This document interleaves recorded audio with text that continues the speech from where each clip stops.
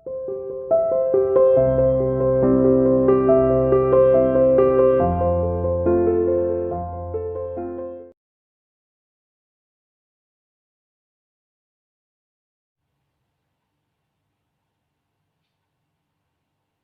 Students, welcome to CR international online classes.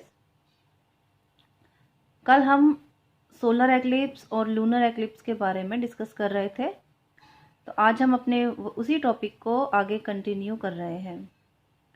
कल हमने lunar eclipse के बारे में पढ़ा था और आप लोगों ने उसकी पिक्चर भी बनाई होगी, क्योंकि मैंने आज आप लोगों को होमवर्क में दोनों लूनर एक्लिप्स और सोलर एक्लिप्स की पिक्चर बनाने के लिए दी थी। जिस बच्चे ने नहीं बनाई है वो आज बना लेना। चलिए हम अपना टॉपिक शुरू करते हैं। अब लूनर एक्लिप्स, कल मैंने आप लोगों को बताया था कि जब सन, अर्थ एंड मून तीनों एक ही स्ट्रेट लाइन में आ जाते हैं, यानी कि अर्थ जो है वो सन और मून दोनों के बीच में होती है, तो अर्थ की शेडो मून के ऊपर पड़ती है और अर्थ के ऊपर सन की लाइट जो है वो बिल्कुल भी नहीं आ पाती। तो हमें मून जो है वो दिखाई देना बंद हो जाता है, तो इसी को हम लूनर एक्लिप्स कहते हैं। आगे देखिए, lunar eclipse normally occurs on full moon day. Lunar eclipse ज़्यादातर जो है वो कब होता है? जब फुल मून डे होता है, यानी कि जब चंद्रमा पूरा निकलता है उस दिन। When earth is between the sun and the moon, उस टाइम पे सन और सन जो है मून, अर्थ जो है वो मून और सन के बीच में होती है। When moon is partially shadowed by the earth, then it is called partial lunar eclipse. जब अर्थ की जो शेडो है वो हाफ पड़ती है, आधी होती है मून के ऊपर, तब हम इसको पार्शियल लूनर एक्लिप्स कहते हैं, यानी कि आधा। When moon is in complete shadow of the earth, then it is a total lunar eclipse। और जब अर्थ की शेडो कंप्लीटली पड़ती है, पूरी कंप्लीट पड़ती है मून के ऊपर, और मून हमें पूरा दिखना बंद हो जाता है, तो इसे हम टोटल लूनर एक्लिप्स कहते हैं। अब देखिए नेक्स्ट है सोलर एक्लिप्स। सोलर एक्लिप्स कई बच्चों ने देखा भी होगा, क्योंकि सोलर एक्लिप्स तो दिन के समय ही होता है। अभी पिछले जो है मई जून में भी पड़ा था, आप लोगों ने देखा भी होगा। उस समय दिन में ही कितना जो है अंधेरा हो गया था। तो वो होता कैसे है? उस लूनर एक्लिप्स, सोलर एक्लिप्स में सन और अर्थ के बीच में मून आ जाता है, तो मून की शेडो अर्थ के ऊपर पड़ती है, इसलिए हमें सन की लाइट नजर नहीं आती। जो सन की लाइट है वो अर्थ के ऊपर नहीं आ पाती, इसलिए अर्थ के ऊपर अंधेरा हो जाता है।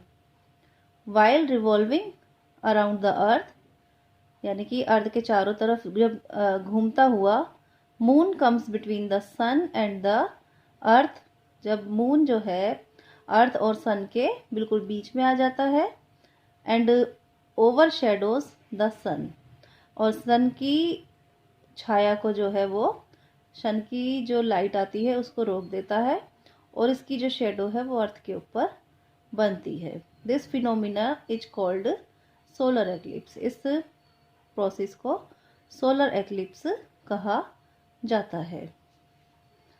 आप लोग पिक्चर में भी देख रहे होंगे, सन, बीच में मून, और लास्ट में आपको अर्थ दिखाई दे रही है, यानी कि सन और अर्थ के बीच में मून आ गया है। तो ये मून क्या करता है? सन की लाइट को रोक देता है, क्योंकि ये एक ओपेक ऑब्जेक्ट है, तो ओपेक तो सन की लाइट को रोक देगा, और जो सन की लाइट है वो अर्थ तक नहीं पहुंच पाती है। इसीलिए हमें अर्थ के ऊपर अंधेरा सा लगने लगता है, क्योंकि सन की लाइट नहीं आ पाती है। आगे देखिए, in contrast to lunar eclipse की ही तरह solar eclipse occurs near the new moon days. जो सोलर एक्लिप्स है वो कब होता है?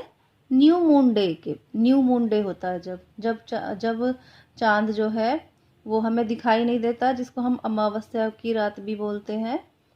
तो उस टाइम पे जो है सोलर एक्लिप्स ज़्यादातर होता है। When moon is between the sun and the earth, जब उस टाइम पे जो मून है वो अर्थ और सन के बीच में होता है।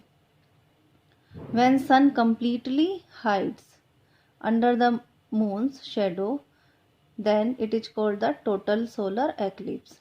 जब सन जो है completely हाइड हो जाता है मून के द्वारा, और शेडो बिल्कुल भी नहीं पूरी शेडो जो है वो अर्थ के ऊपर बनती है, तो इसको हम टोटल सोलर एक्लिप्स कहते हैं। When sun is partially hidden, then it is called partial solar eclipse। जब सन जो है आधा ही ढक पाता है मून के द्वारा, तब इसको पार्शियल सोलर एक्लिप्स कहा जाता है। Sun and the moon appear of the same size when looked from the earth.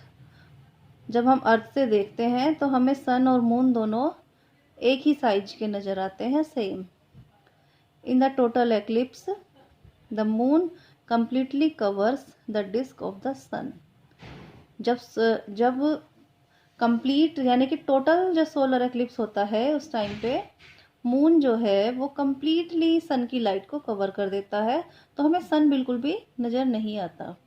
And the solar corona becomes visible on the naked eyes as a bright ring. तो हमें एक ring जैसी structure नज़र आती है, क्योंकि सन की लाइट को मून जो है कंप्लीटली कवर कर देता है। आप लोगों ने टीवी में भी बहुत बार देखा होगा। तो आप लोगों को आज यहाँ तक रीडिंग करनी है।